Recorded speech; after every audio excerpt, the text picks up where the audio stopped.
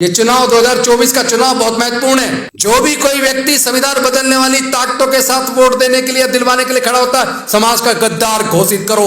ऐसी political parties को भी, ऐसे नेताओं को भी।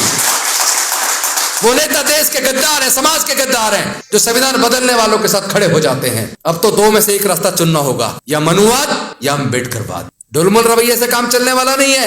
एक इस नाव पे पैर, एक इस नाव पे पैर, डूबना तय है। जिंदा रहना है तो जिंदे होने का सबूत पेश करो, लड़ाई लड़ो। तय करना पड़ेगा, या तो अम्बेडकरवाद, या तो आप संविधान के साथ हैं, इंसानियत के साथ हैं, न्याय के साथ हैं, या फिर आप मनुवाद के साथ हैं। आप संविधान बदलकर मनुस्मृति लाने वाले लोगों के साथ हैं। फिर समाज तय कर लेगा किसको जिताना है। अभी तो उन्हें इस बात की चिंता शुरू हो जानी चाहिए, 88% अपना हक लेने आ गया है। तुम्हारी ताकत है तो रोक लेना, रोक नहीं पाओगे। और जो भी राजनीतिक पार्टी सामाजिक न्याय के रास्ते में बाधा बने, उसे उखाड़ के फेंको। वोट हमारा, राज तुम्हारा, कब तक चलेगा? जिसकी जितनी संख्या भारी उसकी इतनी हिस्सेदारी। ये केवल कहने से नहीं, इसको आंदोलन में परिवर्तित कर दो और इसी चुनाव में कर दो। इनके कैरेक्टर में भ्रष्टता है, न्याय नहीं है। आपको न्याय नहीं देना चाहते और आप न्याय मांगते रहना, कभी भी नहीं मिलेगा। न्याय लेना तो लड़ना सीखो, और जीतना है तो मरना सीखो। अगर मरने को तैयार नहीं है तो जीतने की कल्पना करना छोड़ दो। वैसे भी गुलाम तो वैसे भी मरे के बराबर होता है। लंबा जीवन जी के करना क्या है? जिंदगी 4 दिन की हो, स्वाभिमान की होनी चाहिए। अगर आपका इज्जत नहीं है, आपका स्वाभिमान नहीं है,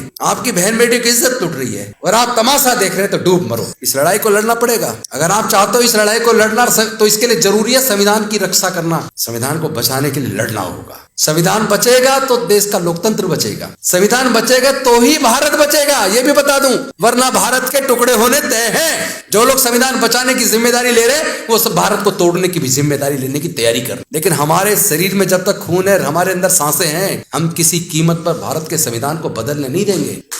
इस सपने को छोड़ दें, वो देखना ये सपना उनका सपना रह जाएगा। वो कह रहे हैं कि हिंदू खतरे में है, धर्म खतरे में, तुम्हारी सबकी जिम्मेदारी SC ST OBC की है धर्म की रक्षा करने की। तुम तो करो धर्म की रक्षा, हम देश की सत्ता, संसाधन, सारा व्यापार, इसको हम देख लेंगे। तो भैया तुम अपना धर्म की रक्षा करो और देश का शासन, सत्ता, सुप्रीम कोर्ट, हाई कोर्ट, तमाम संवैधानिक संस्थाएं, सारा देश का व्यापार, सारे नेचुरल रिसोर्सेज, वो देख लेंगे। वो देख रहे हैं, उस सब पे उनका कब्जा है। आपको अकल कब आएगी भाई? जितने आज तक देश में दंगे में, उसका सर्वे कर लीजिए, RTI लगाकर उसकी सूचना ले लीजिए। दंगों में जो मारे गए वो किस जाति और किस धर्म के थे। उसके बाद दंगों में जो पकड़े गए दंगा करने के लिए, वो किस जाति और किस वर्ग के थे, और जिनको सजा हुई वो किस जाति और किस धर्म के थे, और कोर्ट को केस को लड़ने के लिए जिनकी प्रॉपर्टी बिकी, पूरी जिंदगी उन्होंने अपनी लगा दी सब कुछ बेचकर, वो किस जाति और किस धर्म के थे। अगर इतनी छोटी सी बात आप जान ले तो आपको समझ आएगा। आपका इस्तेमाल हो रहा है, आपको पता ही नहीं है। अगर कावड़ लेने जाने से कोई अमीर बनता, कोई ताकतवर बनता, तो पुजारियों के बच्चे भी कावड़ लेने जाते, मंत्रियों के MP MLA के बच्चे भी कावड़ लेने जाते, व्यापारियों के बच्चे भी कावड़ लेने जाते। वो तो कावड़ लेने जाते नहीं, तुम क्यों जा रहे हो? जवाब है किसी के पास? तुम्हें क्या मिला? क्या कोई बताएगा कि 23 साल के अंदर ये कावड़ की यात्रा कहां से कहां पहुंच गई? पहले कहीं टेंट नहीं लगते थे, सारा सरकारी पैसा हमला सारा लगाया जाता है। क्यों?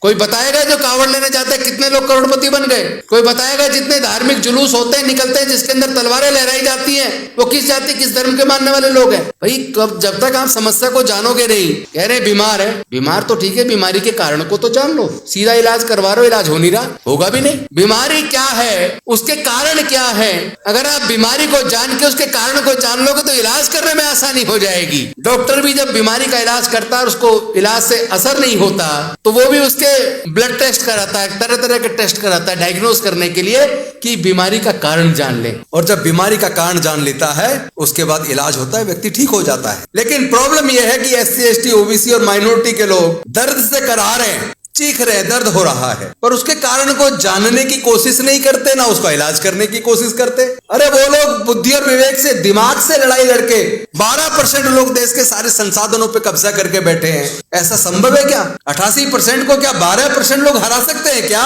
डाइवर्सिटी का सिद्धांत लागू होना चाहिए, लेकिन होगा कब? आप धर्म की रक्षा करो ना, तुम्हें क्या लेना डाइवर्सिटी से?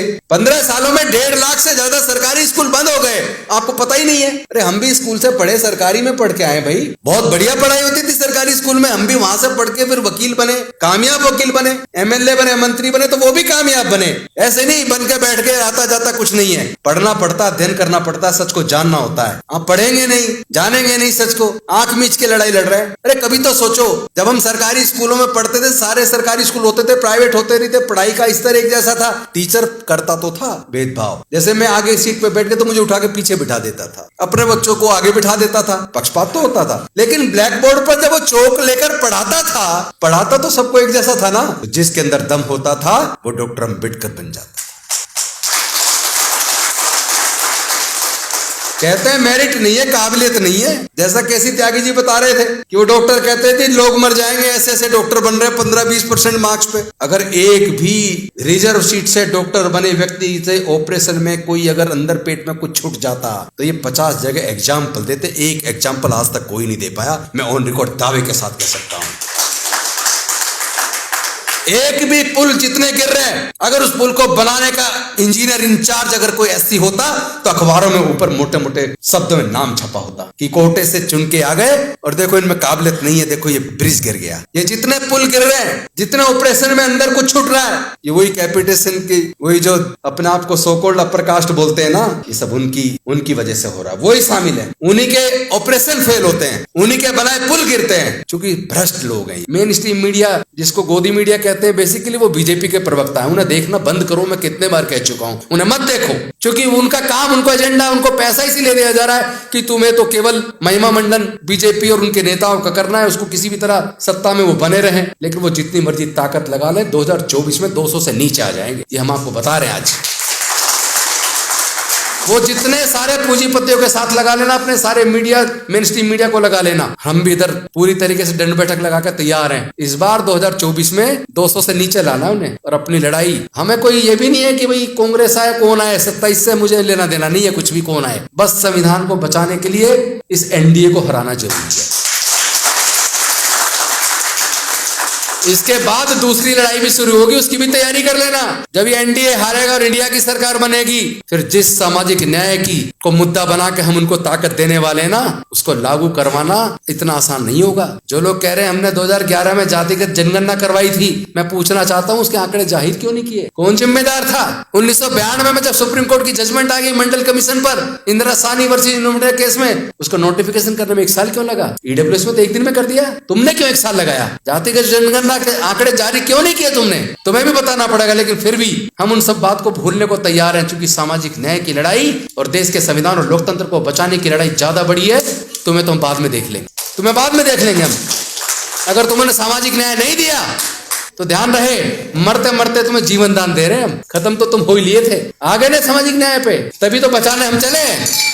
तो हम तुम्हें बचाने का वादा कर रहे हैं, तुम्हें सत्ता देने का भी वादा कर रहे हैं, लेकिन तुम अपना वादा सामाजिक न्याय देने का भूल मत जाना। मैं एक बात पूछना चाहता हूँ, 1951 में काका कालेलकर आयोग बना, पिछड़े वर्गों को रिजर्वेशन देने के लिए उसकी रिपोर्ट आई, खत्ते में चली गई। फिर लगभग 1978 में बना, मंडल जी के नेतृत्व में, उसकी भी रिपोर्ट आई और खत्ते में चली गई। 7 अगस्त 1990 को घोषणा तो हुई, वीपी सिंह जी ने घोषणा की लागू करने की, लेकिन घोषणा करने से पहले 10-20 दिन प्रचार ये भी करवा देते किसको दिया जा रहा है, किसके लिए, क्यों है। पूरे देश में जो आगजनी हुई, जो सार्वजनिक संपत्ति फूंकी गई, इतना विरोध झेलना पड़ा, सारा का सारा विरोध SC ST लोगों ने झेला, और विरोध करने वाले OBC, जिनके लिए मंडल कमीशन की सिफारिश से लागू हुई, वही लोग आगजनी में और पूरे देश को बंद करने में शामिल। अगर वो सरकार उस वक्त ये बता देती कि ये SC ST का नहीं बढ़ाया जा रहा, ये पिछड़े वर्गों को भी न्याय मिले, उसमें कौन कौन सी जातियां, अगर इसको भी ढंग से वो थोड़ा प्रचार कर देते तो किसी की ताकत नहीं थी VP सिंह जी की सरकार को गिराने। लेकिन इसके बाद देखो खेल क्या हुआ। 7 अगस्त 1990 को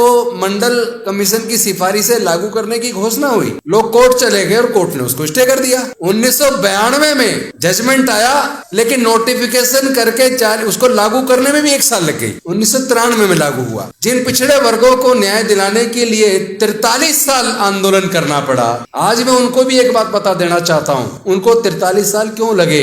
आपने कभी सुना कि अभी EWS की रिजर्वेशन की कहीं यही मांग सुनी आपने? कहीं आपने सुनी हो गरीब ब्राह्मणों ने, गरीब बनियों ने, गरीब ठाकुरों ने, गरीब कायस्थ ने ये डिमांड की हो कि ईडब्ल्यूएस लागू करो, हमें रिजर्वेशन दो?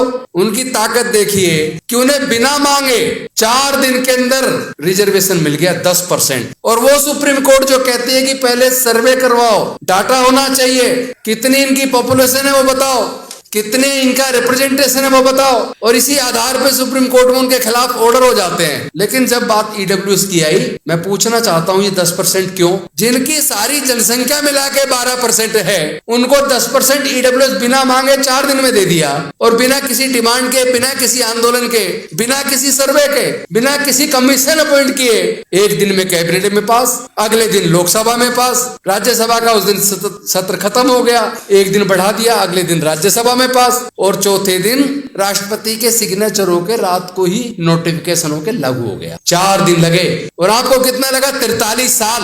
आपको फर्क समझ में नहीं आ रहा क्या? ऐसा क्यों हो रहा है भाई? उसका कारण है दोसाद जी, इस आंदोलन को देश के कोने कोने में लेकर हम लोग जा रहे हैं, और हमें बिल्कुल भी इस बात की इच्छा नहीं है और ना इस बात का डर है कि हम भविष्य में कभी एमपी एमएलए मंत्री कुछ बनेंगे या नहीं बनेंगे, क्योंकि ये एमपी एमएलए मंत्री दूर से देखने में लगता है। मेरा तो बस एक ही समझ में आ रहा है, हम अच्छे इंसान बने, लोगों के मददगार बने, और अपने लोगों की हक की लड़ाई को लड़ने के लिए अपने आप को कुर्बान करने के लिए तैयार हो जाएं। एक सच्चा अम्बेडकरवादी कई एमएलए एमपी मंत्रियों से भारी होता है, तो हमारी तो कोशिश ये चले हम सच्चे अम्बेडकरवादी बन जाएं, बस सब कुछ पा लिया और कुछ नहीं चाहिए। जीना जलील होकर दोजख से कम नहीं, और इज्जत से अगर जान जाए तो वो भी गम नहीं। बस इन शब्दों के साथ कि आप इसको एक भाषण के तौर बना लें, ये मेरे दिल की भावना है। मैं मर सकता हूँ, ना कभी बिकूंगा, ना कभी झुकूंगा, ना कभी डरूंगा। जिसने मुकदमा बना के जेल में डाल ले, जेल में जाके भी बहुत लोगों ने आंदोलन लड़ा, जेल में रह के भी आंदोलन करेंगे, और रोड पे भी आंदोलन करेंगे, और अगर संसद में गए वहां भी आंदोलन करेंगे। जाए या ना जाए, आंदोलन नहीं रुकेगा। इन्हीं शब्दों के साथ बहुत बहुत धन्यवाद। नमो बुद्धाय, जय भीम, जय भारत।